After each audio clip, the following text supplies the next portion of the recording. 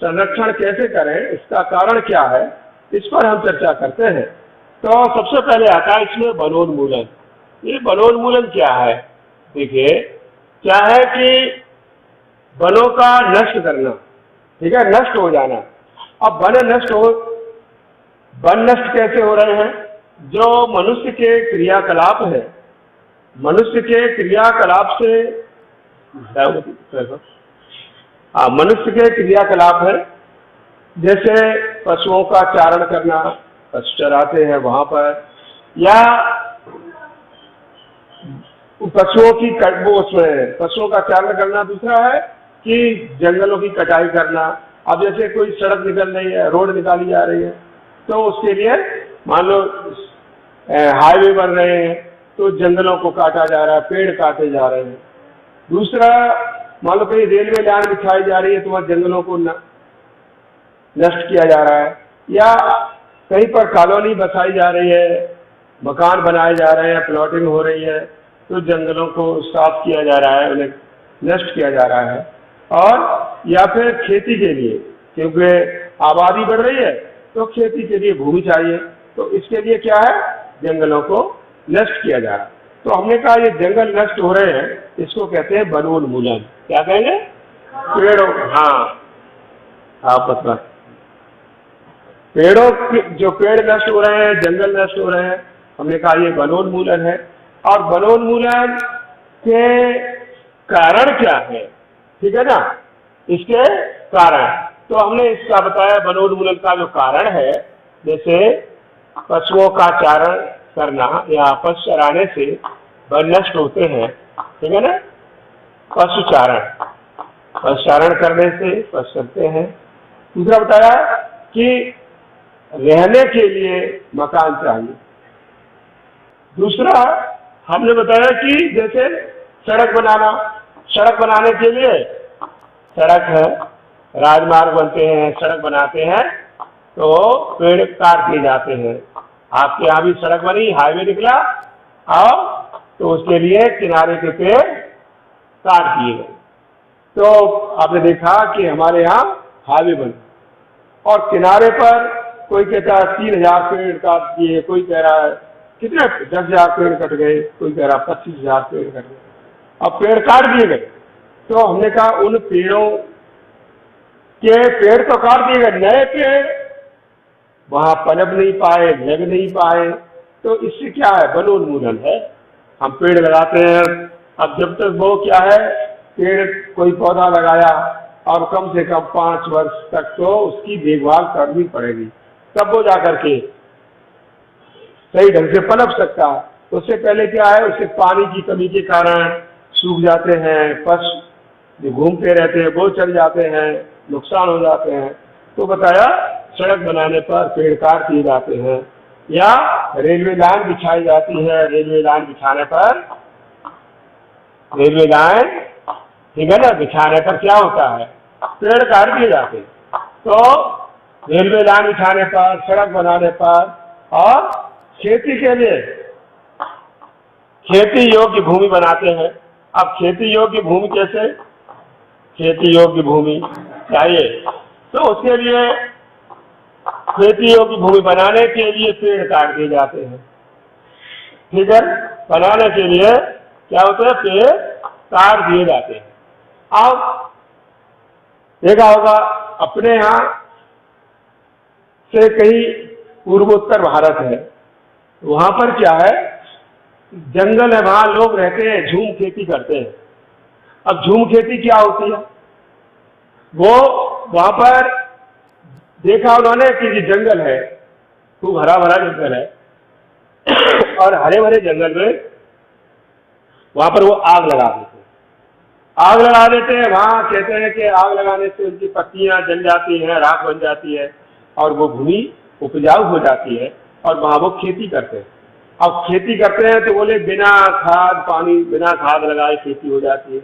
तो ऐसे वो 1 साल देखा खूब अच्छा उत्पादन फसल में मिला है, 1 साल 2 साल, फिर वो धीरे धीरे कम होता जाता, 5 साल तक खेती वहां की, और फिर वो वहां पर कहते हैं अब ये उत्पादन कम हो गया है, इसलिए क्या है, अब कहीं दूसरी जगह देखो। अब दूसरा जंगल पास में था, उसमें आग लगा देते हैं, वो जंगल नष्ट कर देते हैं। अब वो जंगल नष्ट हो जाता है, तब फिर वो यहाँ बोले यहाँ तो पैदावार नहीं हो रही है, दूसरी जगह पैदा करने लगते हैं। तो वहाँ के जो लोग हैं झूम खेती करते हैं। तो झूम खेती करने के लिए क्या है, जंगलों को साफ करते हैं, ठीक है, झूम खेती करते हैं, फ्लोटिंग कल्टीवेशन है, और झूम खेती के लिए जंगलों का नाश किया जाता है, जंगल नष्ट हो जाते हैं, तो झूम खेती होती है। तो हमने कहा झूम खेती समझ में आ गया। आज आपने कहा जंगल है, इसमें आग लगा दो, और यहाँ आग लग जाएगी, सारे जंगल नष्ट हो जाएंगे, खेती करेंगे, 5 साल तक करेंगे खेती, और फिर उसके बाद अरे आवाज बिल्कुल साफ आ रही है, तो फिर दूसरी जगह खेती करने लगेंगे, फिर वहां भी ऐसे ही होगा, फिर उसमें उसको छोड़ देंगे, अगले जगह वहां पर जंगल में आग लगा देंगे। तो ये झूम खेती होती है, फ्लोटिंग कल्टीवेशन है, और इस तरह से ये लोग, ये इसके कारण है। वनोन्मूलन के कारण क्या? अब ये तो वनोन्मूलन के कारण है, इसके बाद है इसका परिणाम, माने इसका प्रभाव क्या पड़ता। देखिए हमने ये कारण बताए हैं, खेती के लिए, मकान बनाने के लिए पेड़ों को काट दिया जाता है, वन नष्ट कर दिए जाते हैं, और इमारती लकड़ी के लिए हमें लकड़ी चाहिए, फर्नीचर बनाने के लिए, फर्नीचर बनाने में लकड़ी चाहिए, तो जंगलों को काट देते हैं, ठीक। तो इमारती लकड़ी के लिए वन काट दिए जाते हैं, वन नष्ट हो जाते हैं। फिर हमने कहा इसका परिणाम क्या है, वनोन्मूलन का परिणाम। अब परिणाम क्या है? नंबर 1 जैसे क्या है, सूखा पड़ना। क्या है? सूखा पड़ती है। आप लोग कहते हैं अरे वर्षा होना बंद हो गई, वर्षा कहाँ होगी, पूरे पेड़ सब काट दिए।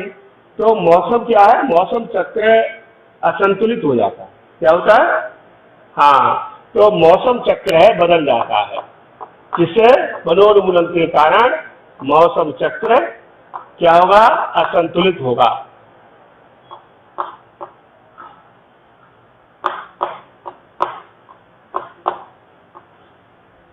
ठीक है, मौसम चक्र कैसा होगा, असंतुलित हो जाता है, सूखा पड़ता है। ठीक है, सूखा पड़ना, लोग कहते हैं अरे इतना भारी सूखा पड़ा है, वर्षा ही नहीं हो रही। और तीसरा का मरुस्थलीकरण। मरुस्थलीकरण क्या है कि मरुस्थल, जमीन मरुस्थल हो जाती है, मरुस्थलीकरण कहते हैं इसे, माने बंजर, वर्षा हो नहीं रही, रेत ही रेत हो गया, खेत में पैदावार नहीं होती, वन नष्ट कर दिए, वर्षा हो नहीं रही, तो इससे क्या होगा, मरुस्थलीकरण हो जाता है। और क्या है, प्रकाश संश्लेषण पेड़ पौधे करते हैं, पानी छोड़ते हैं। अब क्या है, अब पेड़ कट गए सब, गर्मी में आप जा रहे कहाँ बैठे, पहले आदि बैठते थे, तो देखो पीपल का पेड़ है, बरगद का पेड़ है, बहुत अच्छी घनी छाया है, वहां बैठे। तो वो क्या है, वो बरगद का पेड़ बहुत घना है, आप कहते हैं यहाँ पर बहुत ठंडी हवा मिल रही है, कूलर जैसा लग रहा है। क्यों? क्योंकि वो वाष्पोत्सर्जन क्रिया करते हैं, पेड़, हरे पेड़ है, उनकी पत्तियों से रंध्रों के द्वारा जलवाष्प निकलती है, और वो कैसी है, जलवाष्प वहां पर ठंडा बना देती है वातावरण, तो इसलिए हमें गर्मी नहीं लगती। गांव में लोग कहाँ बैठते हैं, कहते पेड़ की छांव में बैठे गर्मियों में, ठीक। और पेड़ सब कट जाएंगे तब फिर सूखा रहेगा, मरुस्थल रहेगा, ठीक। तो ये समस्याएं पैदा होंगी। अब आता है कि वन एवं वन्य प्राणियों का संरक्षण कैसे किया जाए, ठीक। ये हमने अभी परिणाम इसके देखे, मौसम चक्र बदलता है, कभी वर्षा होती है, कभी नहीं होती है, कभी वर्षा भीषण वर्षा होती है। अब हमारे देश का पूर्वी भाग है, बिहार है, आसाम है, वर्षा होती है, बाढ़ आ गई, वहां लोग परेशान है, घर डूब गए उनके, हैं। एक 2 साल पहले केरल में बाढ़ आई है, सब डूब गए। क्यों? क्योंकि ये मौसम चक्र असंतुलित हो जाता है। जब सर्दी पड़ने को होती है तो सर्दी नहीं पड़ती, जब गर्मी पड़ने को तो गर्मी नहीं पड़ती, और वर्षा के समय कहीं वर्षा होती है, कहीं नहीं होती है, कई लोग परेशान है पानी के लिए, और कहीं पर डूबे जा रहे हैं, कह रहे हैं त्राय मां बचाओ मुझे, वर्षा से बचाओ। तो ये हमने कहा ये वनोन्मूलन इसका कारण है। अगला है वन एवं वन्य प्राणियों का संरक्षण। ठीक है ना, वन एवं वन्य प्राणियों का संरक्षण, वन कैसे बचाया जाए, ठीक है ना, और वन में रहने वाले प्राणियों का संरक्षण कैसे किया जाए, तो इसको कहते हैं वन एवं वन्य प्राणियों का संरक्षण।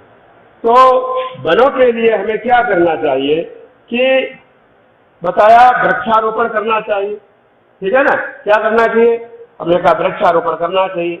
आप वृक्षारोपण करेंगे तो क्या होगा, वृक्षारोपण, हमें वन और वन्य प्राणियों के संरक्षण में क्या करना चाहिए, वृक्षारोपण करना चाहिए। वृक्षारोपण सरकार है, वृक्षारोपण का लक्ष्य रखती है कि हमें क्या है, हाँ क्या है, वृक्षारोपण के 5.5 लाख या 5 करोड़ पौधे लगाए जाएंगे।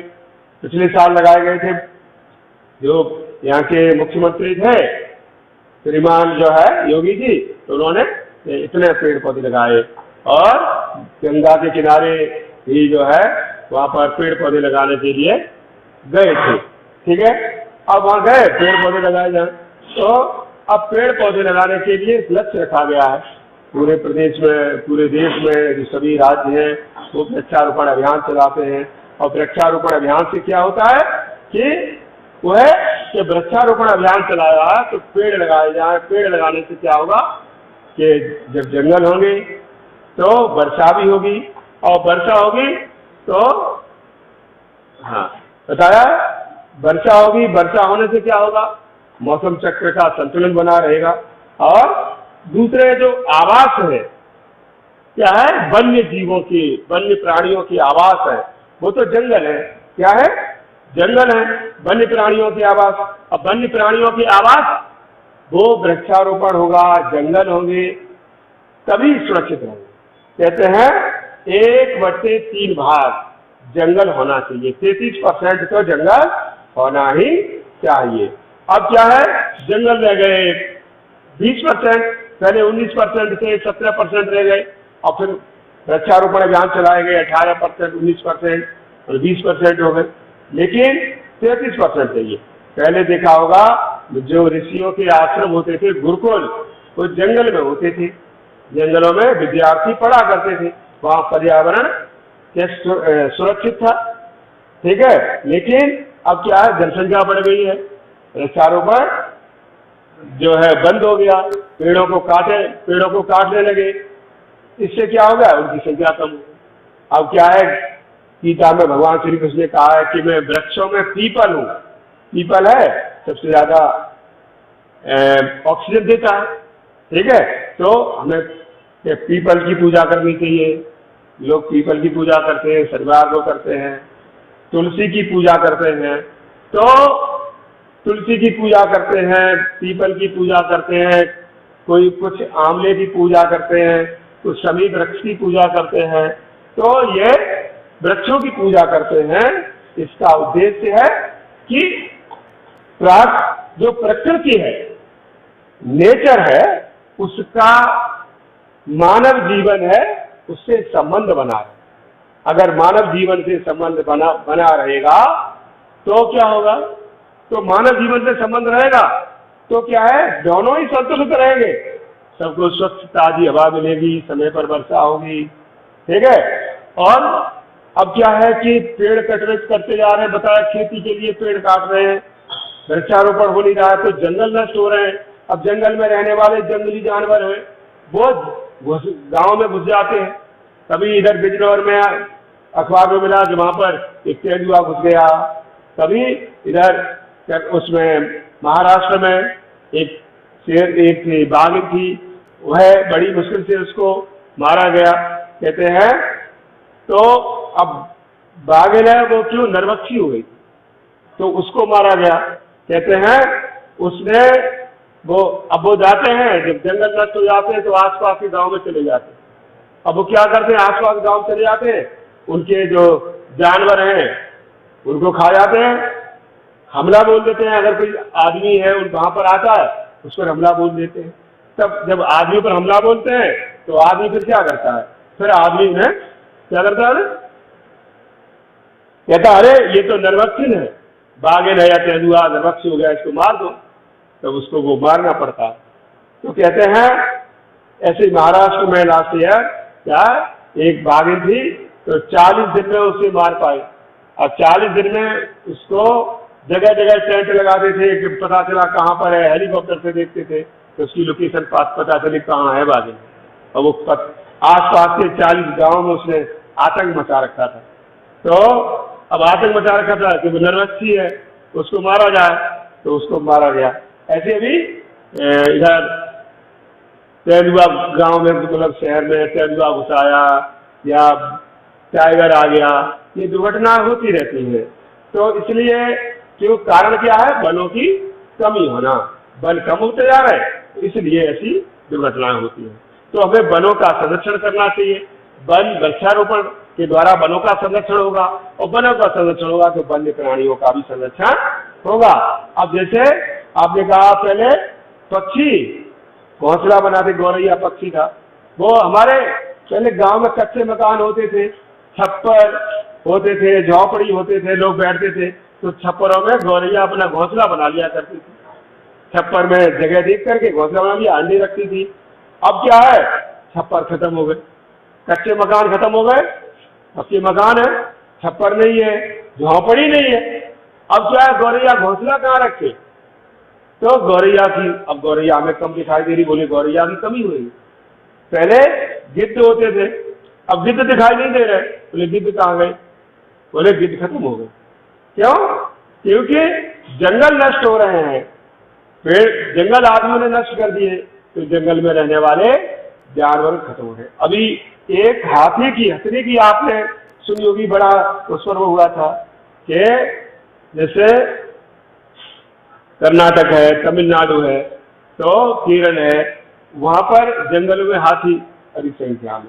तो केरल में क्या हुआ कि एक जैसे जो नाम आया था, राहुल गांधी का चुनाव क्षेत्र था, तो उसमें क्या था, उस एक हथनी को, उसमें उसका जो भोजन था, उसको क्या था, तो भोजन में विस्फोटक पदार्थ, बम जो होते हैं, वो बम रखा और उसको दे दिया खाने को। तो उसके खाने में हथनी ने वो खाया और उसके जैसे उसको दांतों से दबाया होगा, विस्फोट हो गया, और वो हथनी जो थी उसका मुंह सब अंदर से जल गया। अब जल गया तो जलने पर वो हथनी परेशान अपने उसको, क्योंकि जलने पर क्या होता है, शरीर में कष्ट होता है। वो हथनी पानी में खड़ी रही, नदी में कई दिन तक खड़ी रही, और बार बार, लेकिन वो फिर वो गर्भवती थी, और फिर वो हथनी जो थी वो मर गई। मतलब जो जंगली जानवर हैं, शेर है, चीता है, हाथी है, ठीक है, गैंडा है, तो या सर्प है, अजगर वगैरह है, हिरण है, ये जंगली जानवर हैं। इनकी जो है लोग शिकार करते हैं, उन्हें मार देते हैं। अब उस हथनी ने किसी का दिया बिगाड़ा था, लेकिन हथनी को मार दिया गया। तो जंगली जानवरों की संख्या में कमी हो रही है। एक और तो हम कहते हैं कि जंगल बचाएं, ठीक है, जंगली जानवरों को बचाएं, वन्य जीव है उनकी रक्षा करें, लेकिन ये रक्षा कहाँ कर रहे हैं, हम ही नष्ट कर रहे हैं। तो अब क्या है, तो बताया वन्य जीवों का संरक्षण करने के लिए हम इसमें आएंगे कि कुछ राष्ट्रीय उद्यान, ठीक है, राष्ट्रीय उद्यान है, अभयारण्य है, नेशनल पार्क है, उनको जैव मंडल आरक्षित क्षेत्र बनाए गए हैं, तो इनके द्वारा वो सुरक्षित रहते हैं। तो अब इसमें बताया, वृक्षारोपण का बता दिया, तो सरकार है उसके द्वारा 1 से 7 अक्टूबर तक वृक्षारोपण का कार्यक्रम बनाया जाता है। वनों प्रोत्साहन या वृक्षारोपण कार्यक्रम है वो है। उससे पहले भी पृथ्वी दिवस मनाया जाता है कि पेड़ पौधे लगाएं, पृथ्वी को हरा भरा रखें, ये कार्यक्रम होते हैं। तो अब इसमें आता है कि सबसे पहले आता है जैसे वनस्पति जात और प्राणी जात क्या है, ठीक है ना, वनस्पति जात।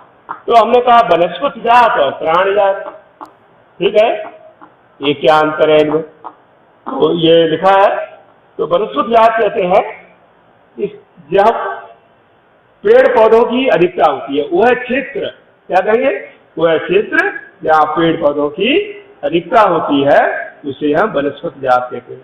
अब पेड़ पौधे में जैसे शीशम है, ठीक है, जंगली आम है, शीशम है, जंगली आम है, और सागौन है, ठीक है, और नीम है, ये पेड़ पौधे हैं जिनकी ज्यादा अधिकता होगी तो उसको क्या कहेंगे, वनस्पति जात। वह क्षेत्र जहाँ पेड़ पौधे या वनस्पतियां अधिक पाई जाती हैं उसे हम वनस्पति जात कहते हैं। प्राणी जात वह क्षेत्र है जहाँ पर जंतु, जंगल वन्य जंतु हैं, जैसे शेर, चीता, लोमड़ी है, भालू और तेंदुआ, माने जंगली जानवर हैं, ज्यादा रहते हैं तो उसे हम प्राणी जात कहते हैं। तो बताया एक वनस्पति जात, प्राणी जात, ये क्या है, वह क्षेत्र जहाँ पर पेड़ पौधों की संख्या, वनस्पति संख्या अधिक होती है उसे वनस्पति जात कहते हैं। जैसे शीशम है, नीम है, आम है, पेड़ होते हैं, गूलर है, पीपल है, बरगद है, ऐसे आम पेड़ होते हैं। प्राणी जात में जो है विभिन्न प्रकार के जंतु जिस क्षेत्र में रहते हैं उसे प्राणी जात कहते हैं। शेर, चीता, बिल्ली, तेंदुआ, अजगर, जंगली जानवर हैं, मनुष्य, सभी आते हैं, इसको हम प्राणी जात कहते हैं। अब एक आता है वन्य जीव अभयारण्य। बताया वन्य जीव अभयारण्य क्या है, तो वन्य जीव अभयारण्य वन में वह स्थान जहाँ पर वन्य जीव है, ठीक है, सुरक्षित रह सकते हैं। ठीक है, क्या है, वन्य जीव, ठीक है, वन्य जीव, विल्ड लाइफ सेंचुरी, वन्य जीव अभयारण्य होते हैं। तो वहां पर जंगल में रहने वाले जीव सुरक्षित रह सकते हैं, उसको वन्य जीव अभयारण्य कहते हैं। सरकार ने वन्य प्राणी अभयारण्य या वन्य जीव अभयारण्य बनाए हैं, ठीक है, जिनको सेंचुरीज है, सेंचुरीज कहते हैं, तो वहां सुरक्षित रहते हैं। फिर इसके बाद आते हैं कि जैसे वन्य जीव अभयारण्य, राष्ट्रीय उद्यान, ठीक है, राष्ट्रीय उद्यान, नेशनल पार्क। तो हमने कहा राष्ट्रीय उद्यान क्या है, नेशनल पार्क कहते हैं, ठीक है, और ये वाइल्ड लाइफ सेंचुरीज हैं, नेशनल पार्क हैं। तो अब नेशनल पार्क क्या है, सरकार ने कुछ भूमि है जो जंगल है, तो उसमें ये कहा यहाँ पर केवल जंगली जीव हैं वही रहेंगे।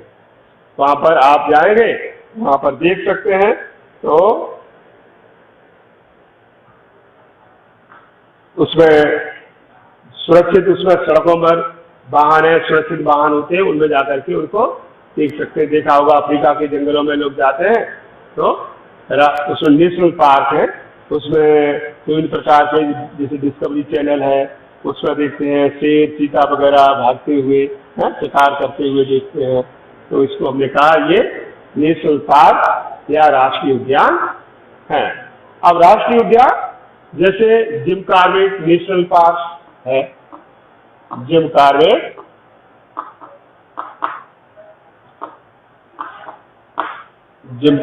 नेशनल पार्क, ठीक है, ये उत्तराखंड में है। कहाँ है, उत्तराखंड में है, और उत्तराखंड में ये देखिए उत्तराखंड, तो जिम कॉर्बेट है, तो नेशनल पार्क है, राष्ट्रीय उद्यान, क्या कहेंगे, राष्ट्रीय उद्यान है। तो वहां पर विभिन्न प्रकार के टाइगर प्रोजेक्ट, कैसे आते हैं इसमें, हाँ, टाइगर प्रोजेक्ट है, टाइगर प्रोजेक्ट माने टाइगर की संख्या कैसे बढ़ाई जाए, ठीक है ना, टाइगर प्रोजेक्ट चलाया जा रहा है, बाघों की संख्या बढ़ाई जाए। ठीक ऐसे ही गिर नेशनल फॉरेस्ट है, गिरी नेशनल फॉरेस्ट ये है जूनागढ़ में है, जूनागढ़ गुजरात, हाँ, जूनागढ़ गुजरात में है, और इसमें क्या है, गुजरात में है, और यहाँ पर शेरों की संख्या, किसके लिए, शेरों के लिए, लॉयन है, शेर वहां पर रहते हैं, तो जूनागढ़ में है। अपने यहाँ एक सफारी खोला गया है, इटावा में सफारी पार्क खोला गया है, तो जूनागढ़ से ही शेर आए थे, सफारी पार्क खोले गए हैं, ठीक है, जहाँ पर शेर हैं, रह सकते हैं। सफारी पार्क इटावा में है, कहाँ? इटावा में खोला गया है सफारी पार्क इटावा। तो वहाँ पर वह जंगली जानवर हैं, हम देख सकते हैं कौन कौन से जंगली जानवर हैं। तो ये सफारी पार्क है। एक दूसरा बताया जयमंडल आरक्षित क्षेत्र, ये कौन सा है? जयमंडल आरक्षित क्षेत्र में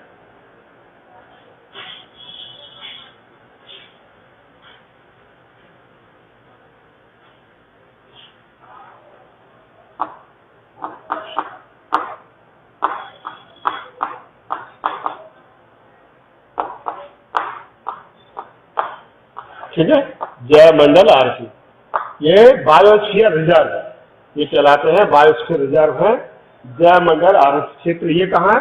ये बताया जो जयमंडल आरक्षित क्षेत्र है ये बायो रिजर्व है। जैसे सतपुड़ा, ठीक है ना, सतपुड़ा का पहाड़ है, इसके आसपास का सतपुड़ा का अपने उत्तर प्रदेश में, पूरे देश में सतपुड़ा पहाड़ी यहाँ सतपुड़ा की पहाड़ियाँ, और वहाँ पर सतपुड़ा जयमंडल आरक्षित क्षेत्र किया गया है। पंचमढ़ी उधर मध्य प्रदेश, बिहार और उत्तर प्रदेश का कुछ हिस्सा मिला करके सतपुड़ा क्षेत्र बनाया गया है। तो बताया यहाँ पर जंगली जीव रह सकते हैं। रिजर्व कर दिया शेरों के लिए, दूसरे जानवरों के लिए। एक जैसे घाना पक्षी विहार है, घाना भरतपुर में है, कहाँ? घाना पक्षी विहार। तो घाना पक्षी विहार ये पक्षियों के लिए, किसके लिए? पक्षियों के लिए है। बिहार भरतपुर अपने यहाँ एटा में है, कौन सा? पटना पक्षी विहार, कौन सा? पटना पक्षी विहार है, ठीक है। और तो इस तरह से वहाँ घाना पक्षी विहार भरतपुर में है। जो विदेशों के पक्षी हैं वो वहाँ आते हैं, बरसात के दिनों में, जाड़ों में रहते हैं। तो इस तरह से इसको हमने कहा ये राष्ट्रीय उद्यान वन। और एक आता है संकटापन्न जातियां। तो हमने कहा संकटापन्न जातियां कौन सी है? संकटापन्न जातियां कहते हैं कि वह जंतु जो नष्ट होने के कगार पर है, इसमें नष्ट हो सकते चलेगी, तो उन्हें संकटग्रस्त या संकटापन्न कहते हैं। संकटापन्न जातियां हमने कहा कौन सी है? तो संकटापन्न जातियां हैं वह जीव जातियां जो नष्ट होने के कगार पर है।